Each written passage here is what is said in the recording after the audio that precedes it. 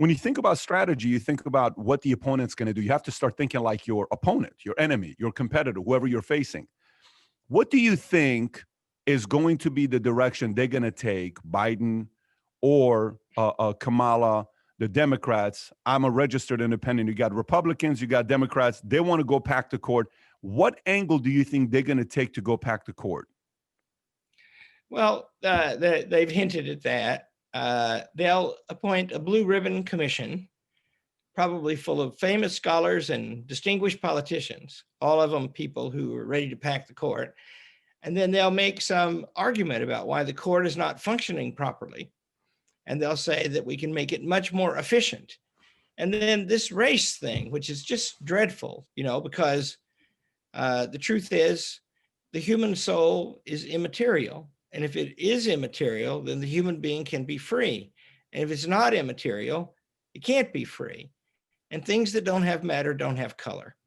So the idea that you would identify the human being with the color of the skin, that is a specific evil that was committed by the Confederacy. And for that matter, Adolf Hitler. Got it. So Blue Ribbon Commission, court not functioning properly, which, by the way, Biden has kind of alluded to it, I think, in a 60-minute interview when he said that he's going to bring people from both sides, scholars and educators, and to kind of sit down and see what's the right thing to do. And he says, we'll see what we're going to do. We have some options, and we'll see how that'll take place. What are some of your biggest concerns? There's a lot of conservatives I speak to. We've had people on both sides on to kind of see what they're saying. But what are some of your biggest concerns under a Biden and a Kamala administration? Well, I'm running an old college. It's 176 years old.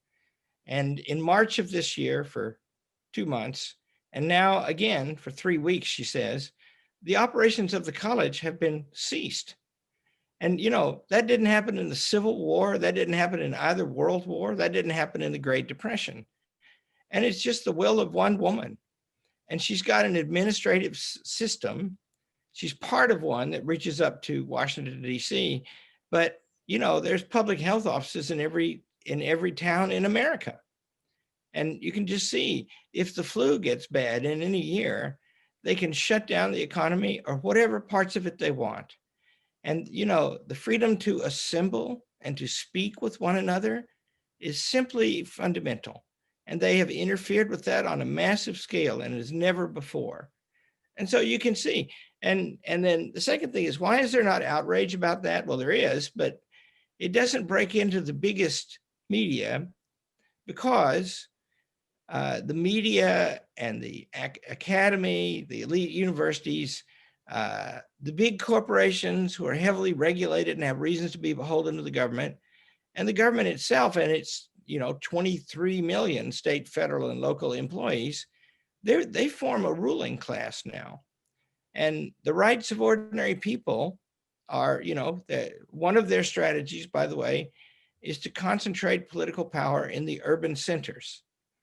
And it's a vast country.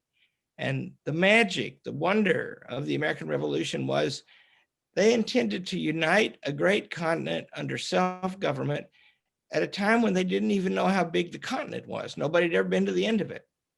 And so what we're going to do is we're going to concentrate power among people who live a certain way.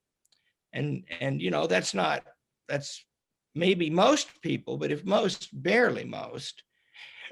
And then there's just all kinds of people who are not going to get a say anymore.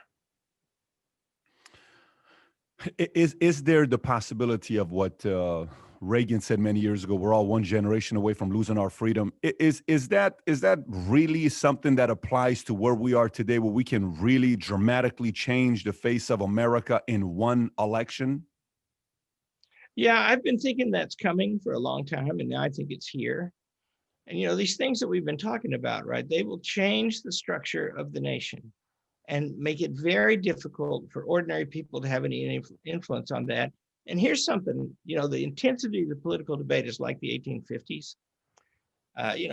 Violence in the streets, completely divergent views about the Declaration of Independence, its meaning, and the Constitution. But now there's something new, and that is sort of all of the establishment, all of the people who are in the best and most privileged places, they're all in agreement with each other. And, it's just breathtaking to watch how uniform and predictable are the things that are said in the media and the things that are said in the academy. And, that's, and, another thing that's going on, this is like 1984, the novel, we're changing history now. History is reality. Aristotle says, this alone is denied even to God, to make what has been not to have been. And if you look at that 1619 project, that thing is just atrocious. It's just a complete distortion of the history of the country. And that, thank God for it. Here's a bright spot. Some of the best established historians, Gordon Wood especially, have attacked that thing. And so there's some honest people left in the academy, and one has to pray there'll be more. Yeah, you're not saying making history, you're saying changing history. And how do you go about changing history? The protagonist in 1984 is a man named Winston Smith. The novel was written by George Orwell, who, was a communist for a while and was in a prison thinking he was going to get selected to be shot. And that concentrates the mind, he later said. Winston Smith's job, his function in that novel, is to rewrite history as a constant activity. And millions of other people do it too. And so he gets there's a little pneumatic tube and a cartridge drops down. And he gives him instructions, and he calls up any printed publication. They're all digitized now.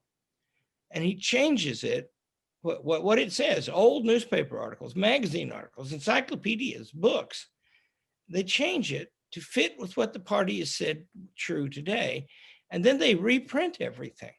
And so the whole literature of the society is flowing by like a river. And that is key in the final interrogation of Winston Smith, which happens at the end of the book when he's under torture. One of the points that has to be established in his mind to make him subject himself completely to this tyranny is that there's no reality.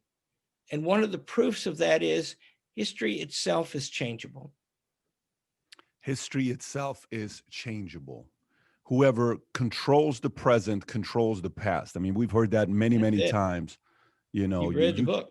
Yeah, you can. By the way, what's funny is I just finished again Animal Farm in 1984 to get myself readjusted to it. I read this 2 weeks ago, and just to kind of see how much of it's applying to what's going on today. So, for me, here's why my family escaped Iran. We went to Germany. We came here.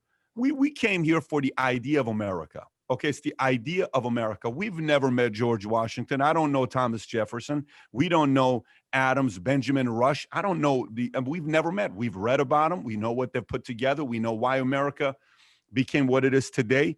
But we're here for the idea, and we're protected by a couple pieces of paper. And if those papers go away, Larry, this may sound a very strange question to someone like you.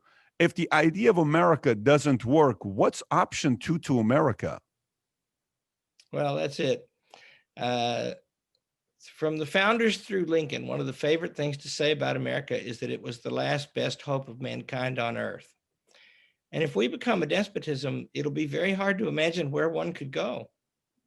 And, this is a big place, right? And like we can absorb the Cubans and the people of Eastern Europe and the Chinese and the Vietnamese, millions of them. And, my own view is if they come under the law and they're freedom-loving people, let them all in. But sometimes people talk about New Zealand.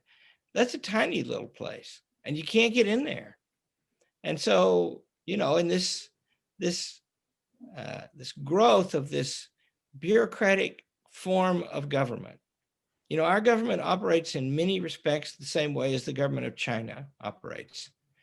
That is to say, there are a bunch of engineers, they control a lot of power, they tell people what to do in detail, they give you a social score based on what you post on social media and what you're overheard to say and what you print in the press.